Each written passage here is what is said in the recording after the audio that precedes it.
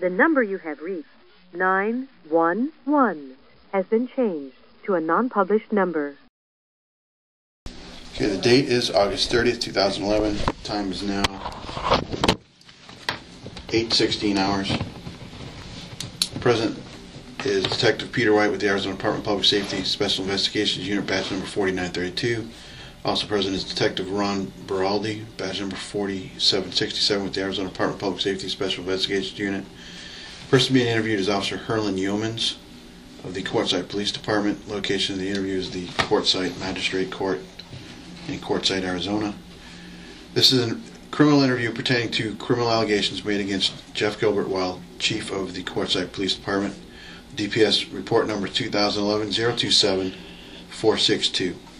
And if you could give me a full name. Herlen YEOMANS, Herlen. Okay. And what's your age? I'm 35. And if you could give me a physical description, height, weight. I'm 5'10", 240. And brown. Brown, yeah. And your occupation? I'm a police officer, patrol officer. And who's your employer? Quartzsite, town of Quartzsite. And if you could give me a business address? For them? Yes. 305 Lower Plymouth Avenue. And business phone? 928-927-4604. And how long have you worked with the Quartzsite Police? For a little bit over 4 years now. And rank is patrol officer? Patrol officer, the accident collision guy.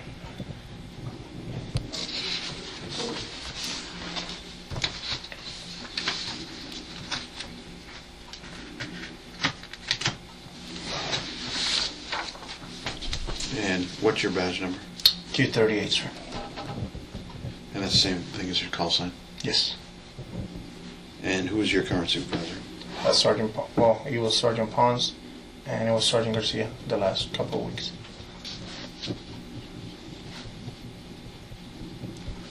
Okay. Did you sign the letter of no confidence letter? And letter I'm referring to is a Quartzsite Police Officer Association letter dated May 10th of 2011. Yes, sir. Did anyone force you to sign? No, sir. And did you author the letter of the allegations against the Chief Gilbert? Yes, I wrote this one. And did you sign that letter? No, I didn't. Did anyone ask you to write the letter? No. And did anyone force you to write the letter? No, sir. And did anyone tell you what to put into that letter? No, sir. And why did you write the letter? Because in the past of the years, I've been having these contacts with Chief Gilbert, and I've been writing notes on my little book pad or my notepad, and I transfer those to my computer. And just because at a certain point I feel harassed, but because I needed a job, I didn't say nothing. I just keep going. I'm not going to be a crybaby and just. But there's a point in limit that I'm done. That's why I went forward with this. At the beginning of the complaint, I didn't have any knowledge about the complaint until the last minute when the guy sent the letter and they said, "Yeomans, there's some allegations on the letter from you."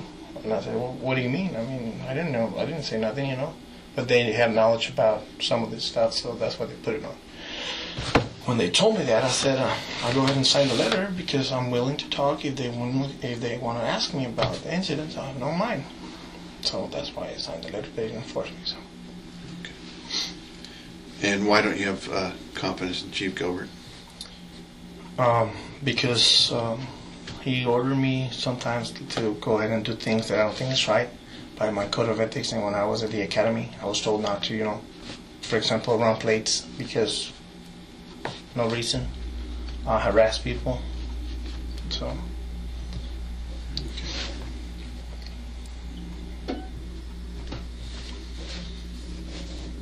Okay. Are you aware of any threats made toward? I take it back. Did the chief, any of his command staff, or other officers threaten you in any way?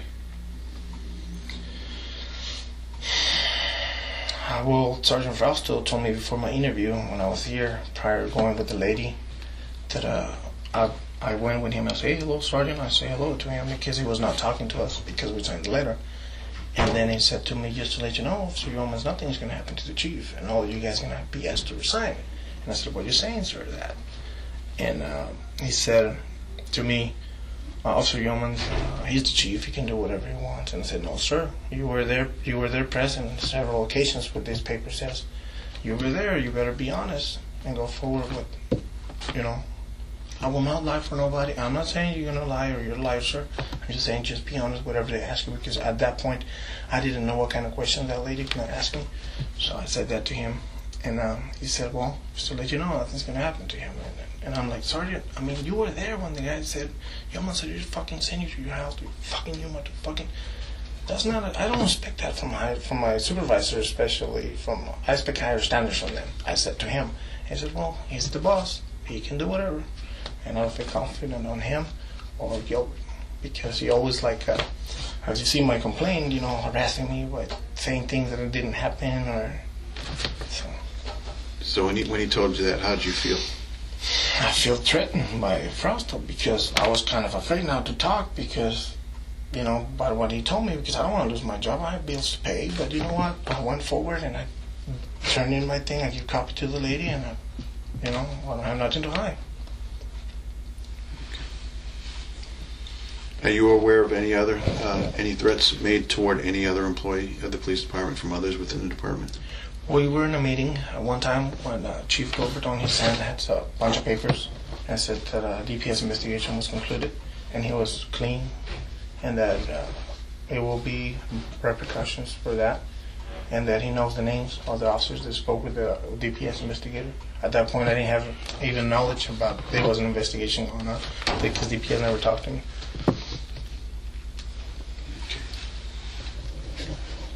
And did you know who those people that he threatened? It was the whole group. If we were here, I don't know.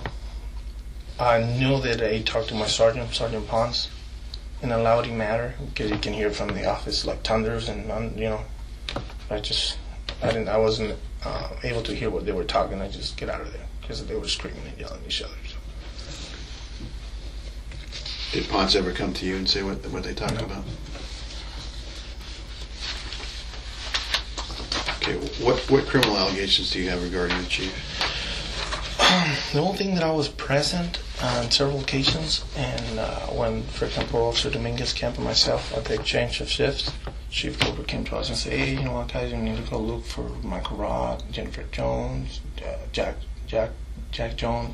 Harris, Jack Jones, and stop them because they don't have license plate. Just get them. They're right here parked and get them moved. Well, okay, so if they're on the street and then I'm able to see a patrol comes to conduct a traffic stop, I will do it. And it was like, tell me, like, go after them. Like, for example, I have some evidence in here. I cannot give it to you, but I have it from my record. He was telling me that, go ahead and stop Michael Rod, go for Michael Rod. I mean, why? Well, he's displaying 2 license plates. Is that illegal? Well, if there are different register owners on the vehicle, yeah, you know. So I came across with Michael Rod on the private parking lot, and I said, Michael Rod, you know what, just to let you know, I'll give you a fair warning, because I don't want to harass the guy, because the guy was telling me for over a week to go ahead and get him. And I said to Michael Rod, go ahead and remove that plate, because this is illegal displaying 2 plates, you know, one from Oregon, one from Arizona, and different register owners. I believe the one in the back, I had knowledge that it was under his name because I had prior contact with him. And he says, okay, Yeomans, I will do that. So I said that, and then the chief kept telling me, Yeomans, go after him. I said, I didn't want to go after him because he was like political motivated, and he was just trying to. Anyways. Did the chief ever give you a reason why to go after him? No, he was just telling me, go. You know, the guy's a nobody, is a scumbag or whatever. You know, like, I treat people fair, and I don't care if you're an alcoholic, drug addict, or black, white, Mexican, whatever. I mean, I treat everybody the same. And to me, it was not fair what he was telling me to do. And I put it in my report, and he told me to erase it in the report. And he goes, take that off, Yeomans. And I said, no, sir, because that's what happened. And it will show that he was telling me to go. Even Michael Rod said, Yeomans, you don't need to write a ticket. I know that Chief Gilbert told you to do so. Come on, Yeomans. I mean, I'm like, holy cow, you know, how the hell does this guy know, you know, that actually the orders come from that way. And I got him on the street. I stopped all across, to go for the traffic stop. I stopped the guy and I told him, you know what, this is a class 2 misdemeanor because it's a fictitious plate. You having 2 plates, blah, blah, blah, I stopped the guy and I told him, you know what, Michael Rod, I give you a fair warning to remove that plate before, so now I'm going to write you a ticket. Because Michael Rod have a temper that is really agitated real quick. I mean, I put the guy on my patrol car, called my supervisor, which was Shelly Norris at that time. She told me to call the chief. When he got there, I mean, we got media, we got all the politic guys that were running with cameras and everything. Chief got there and I said, sir, okay, here we go. I got him on the street, and now I wrote him a ticket, right? And he was like, he pulled me on the side. If you ask for a copy of the videos, we have a video, should be in the office, where when I said, hey, sir, but, and then as I went to finish writing my citation, he glanced me up and Chief Gilbert shaking his head saying, no, right, don't do nothing, I'm like, I believe he was telling me not to do a ticket. And I'm like, I bought the ticket. I'm like, what the heck, you ordered me to do something when I found, finally, I have a legit reason to do a traffic stop. And now you're telling me no? I was confused at that point. Well, I bought the ticket, and I give him a warning, and I seized the plate, and I returned the plate to MBD. That's why I did the report. When I forwarded my report, he told me go ahead and erase this. I said, no, that's what happened. I'm not going to erase it, because you told me to do so, and he's right here. And the report number is 10-00367. Like I said, I keep this one for my notes, and can I give you a copy of this one if you guys can request for one? Yeah, well, if it is different, I mean, you guys can check with this one in case they alter that one. So this one is approved and everything. The video is also stored under that. It should be stored on the computer. Officer Norris was there, Chief Gilbert was there, Mayor Foster was there, Michael Rod, Jones was there. I mean, far away, but they were present, taking a video camera. That's when he was like, no, I believe it wasn't scary because everybody was there and taking video of it. He didn't want me to proceed. I mean, I have a legit reason to do what I was doing, and then he told me not to. And another occasion, also, with Mayor Foster was eating at McDonald's after a council meeting, I received a call from Chief Gilbert saying, Yeomans, go ahead and stop Mayor Foster. I said, why? I had a phone call that he's parking a handicap space, so go ahead and do what you need to do. Okay, I'm going to drive by, right? I drove by. If I don't see a PC, I'm not going to do nothing. So I drove by McDonald's parking lot. Yes, indeed, the vehicle was parked in a handicapped space. And I saw that, and I saw the posting, which is on the floor, and, So I noticed also that he has a plaque hanging on his mirror. So I keep on going. I didn't do nothing. Went around, parked in the back, and then I received another call from Chief Gilbert. He was across the street from Pilot, about, I would say, 200 yards. And he called me, like, Yeomans, what I told you to do? Sir, he have a placard in there and everything. And then Mayor Foster started driving out from the parking lot. And he said, I told you to stop him and this and that. Like, sir, he have a placard in there. I mean, he's okay. Why am I going to stop him for what? I told you to verify that. I mean, do it. And then he hung up on me.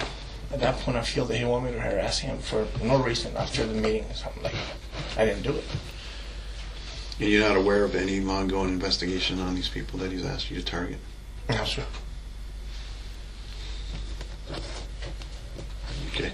Have any of your supervisors asked you to conduct any traffic stops because the chief directed them to? No, sir. Okay. But the chief directed you to conduct traffic stops? Yes, to stop them and write them for no registration, no insurance, or whatever I can. And then at the end, he says, you know what you need to do, just do, what you need to do. But right now they're parked here and here and here. He knows his exact location from everybody. I'm like, I'm not going to arrest the people. I'm not going to park in front of them. Residents, just wait for them to drive out to stop them, I'm like, no. How many times has he asked you to stop people? I will say more than 5 times. I don't recall exactly how many, but it was few. And then how many stops did you actually make? For no reason, none. Okay, that's just the one for Roth? Yeah, that's the one that I remember, but other than that, no. Okay. And the probable cause for that was the... displaying 2 license plates from different states with different register owners. Did the chief ever asked you to conduct any CEDIS, NCIC, or other related criminal justice computer inquiries on anyone? No. Well, while doing investigation, if I'm on a call, I just run 29s and 27 tablets. That's about it. Right. But I mean, you didn't directly say, hey, can you go run this person for me? No, I was there one time when he told that to Linda Conley at the office. Okay. I was standing there when he was, hey, Jennifer Jones, Jack Harris, or whatever his last name was. Do you recall when that was? I don't recall exactly the day, but I was there standing because in our office there's a little computer procedures that Linda Conley used to use. Right. And I was standing there because I was getting some other paperwork from the evidence room. When I hear that, I'm like, okay, I'm turning around. I don't know why they were doing that, but Did he ever mention to Linda why? no, I wasn't able to hear why or nothing. So. Okay.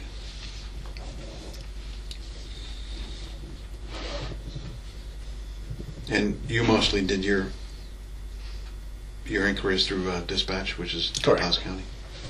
Did you ever ask Linda to make any? No.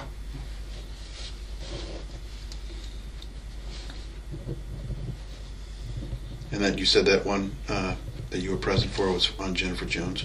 Yes, sir. And Linda run it on the computer in the back of the office. I don't know the reasons for that, but I recall that I was standing next to them. Do you recall if there was an investigation going on with Jennifer Jones at the time?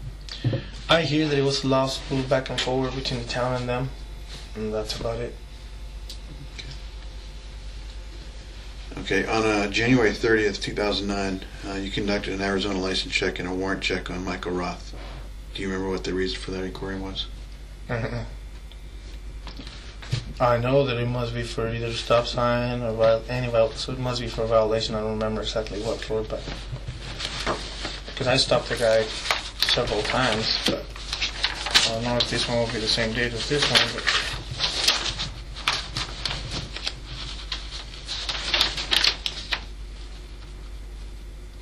this one is in May. Yeah, the May 21st. Yeah. Okay. That would answer the reason on the May 21st. Yeah. And then on January 11th, you conducted an Arizona and an Oregon license check and a warrant check on Vito Austin. Do you recall what that was for? On Vito? A stop sign, I think. Because also he was one of them that the chief said to go ahead and go after him. And I recall that Alex Rubalcaba did a stop on him because he wanted us to check his license and make sure that he was Arizona, so see if he was a registered voter for the state. Is that what he told you? Mm-hmm. He says, check on his license. I need you to stop him, so you check to see if he's a registered voter here.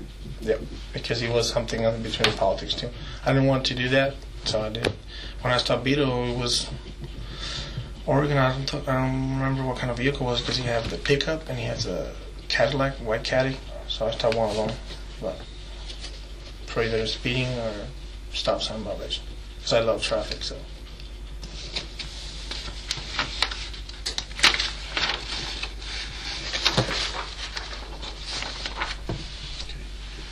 What do you know about the investigation of sexual misconduct in Officer Starr? The only thing that I know in there is that several people approached me willing to testify against Officer Starr. At that point, I felt that it was my responsibility to let my supervisor, which was Sergeant Pons, and the chief. I walked in, and I said, Chief Gilbert, these people was willing to testify and give some evidence, as well as Vito. And he said, Yeomans, don't worry, it's been taken care of.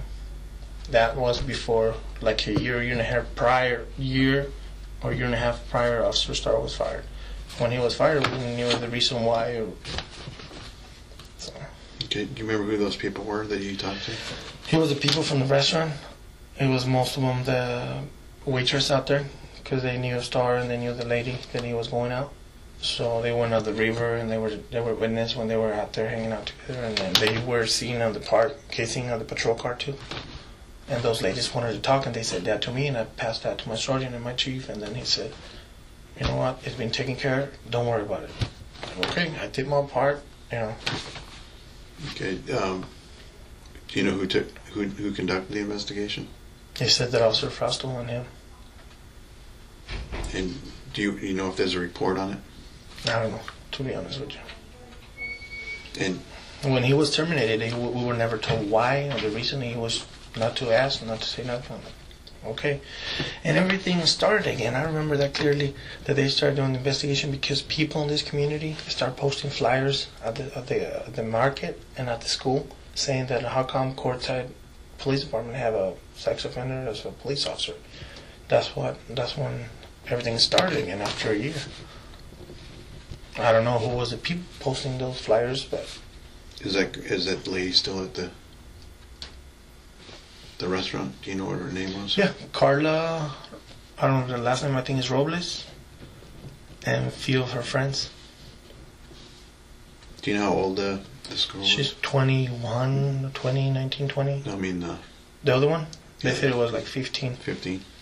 I have contacts with them, but on domestics and stuff like that in the past because of the stepdad and the mom, but it was no involvement with the juvenile.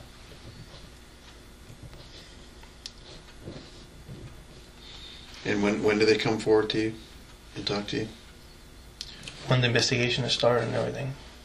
At the beginning of the investigation, the first time. Okay, so that was back in 2010. I don't recall exactly the dates, but it was when everything started with Officer Starr. I was eating, and we heard what happened with Starr. He's out there doing this. Hey, don't say nothing to me. You want to, file a deal. You go to the office, and she's like, no, I just want to let you know that we saw him at the park, late at night hours on the patrol car, blah, blah, blah. Like, I feel like Officer Starr is my co-worker, but I don't feel that what he's doing is right. So by my ethics, I went forward with my sergeant and told him about what the people said to me. And then I walked in with Chief Gilbert and told him. And I remember clearly that it had said to me, Officer Yeomans, don't worry about it, he's been taken care of. And then it got me out of the house and like, okay. And then Sergeant Pons kept talking to him. Okay. Are there any issues you wish to address which are not previously discussed in the interview? Well, I noticed that on the other interview that said that I was paid some time of my admin leave suspension that they gave me, but I was never. And what surprised me is why they're lying, saying that they have evidence saying that I was paid, like saying that I'm a liar in there, when I have the evidence of the opposite, And they never discussed that to me, and I told the Sergeant Pons about it, and he said, Yeomans, just wait until the minute they ask you, or you have the opportunity to go forward if they ask you. So I have the evidence. So I don't know if you guys see the report of the other one, but... Well, we can't. Oh. Going back to these individuals that you were asked to target, how about Russell Sias? Were you ever asked? Russell Sias is the guy from the Crawford RV Park. The only thing that I was told that he was like a low life and that he was this and that, but I was there in several contacts because I'm in the park, and he told us to get out of there, that we were not welcome. But if we have an emergency call, I said we're gonna go in. Okay. Are you aware of any long-term, high-profile investigations on other people in the Quartzsite area? What do you mean by that? Someone who might be on an investigation for like narcotics or other serious crimes that you guys are doing. That will be for task force to investigate. I mean, no, I'm just a patrol officer. Okay, I was just wondering if you might be able to give me a comparison to the amount of times that you were asked to target these individuals compared to maybe the task force asking you to go buy some address. Well, task force sometimes has to, to keep our heads up on these kind of vehicles, stuff like that, and then develop your PC to stop them, and they might be good something, But other than that, no. So you would say that you targeted these individuals more than... Well, not target, but I mean, if I came across with violation and they're local, they're always like... And then sometimes on the meetings, they would call to me saying that, Yeomans, arrest him. For what? I mean, I just got here.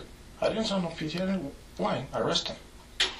Okay, take him to the back. What's going on? Oh, he said this to him. Okay. And then they wanted me to put things in the report that I was not there. I said, I was not there. I was just here because you told me you saw what happened, and I just arrested him because you told me to do so. And that was the chief telling you to arrest him? Because, for example, one time I was coming back from Parker because I have arrested somebody, booked them in, come back. One of them was What is his name? The guy from, he's handling the park from Hatlock Park right now. Well, anyways, I was coming back and they told me go ahead and arrest him for disorderly conduct. Okay, they called me on the radio, you must go ahead and route to here. I got here and arrest him, put him in the car, take him to the back. Wrote him a citation for this, and for what, you know? Or for another guy that was disorderly conduct, because the guy said it was kind of loud in here. Told me to write him a ticket for him. Why? I mean, I didn't witness anything, but I was. So I'm like, okay. So I pulled the guy out and I said, okay, this is what's gonna happen. I wanna investigate what happened. I'm trying to remember his name.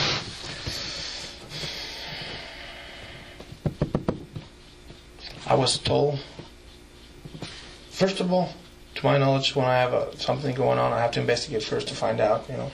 So I talked to Mr. Al Johnson. It was Al Johnson, and this guy is the manager of the Hot Locks. Oh, shoot. Anyways, I talked to Al Johnson, and I said, can you go ahead and give me a statement about what happened, you know, to find out. Because if I don't have a witness about what happened, I'm not going to do nothing. So he filled the witness statement, and then I read, okay, the guy was loud and flipped a finger at him, and he felt offended. So, okay. So I got the other subject. Wilcox, Mr. Wilcox. I pull him out of the crowd because he was crowding here. So I said, can I talk to you for a minute? So I got him out. I said, hey, this is the allegation that I have.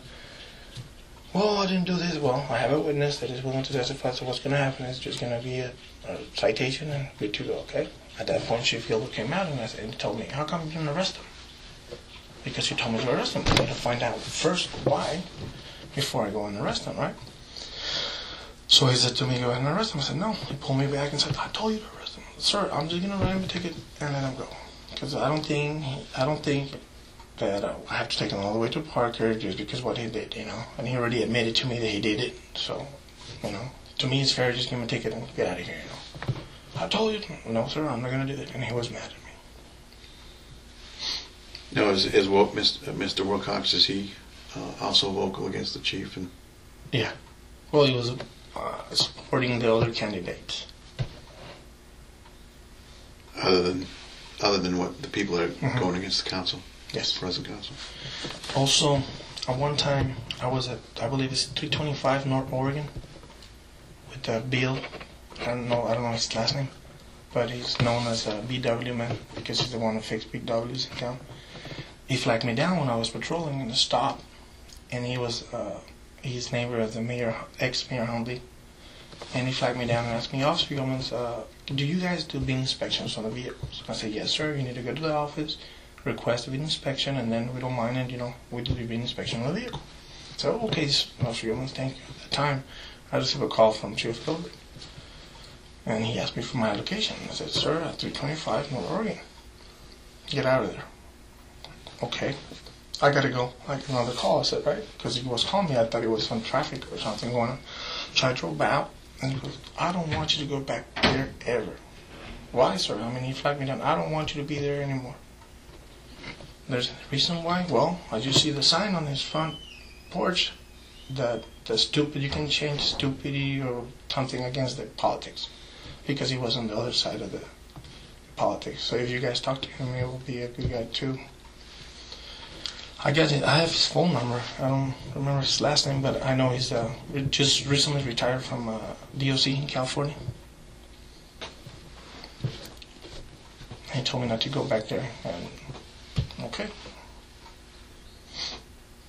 Okay, you have any questions? No. Do you have any questions? Okay, I want to go ahead and end the interview. It's 8:44. You guys said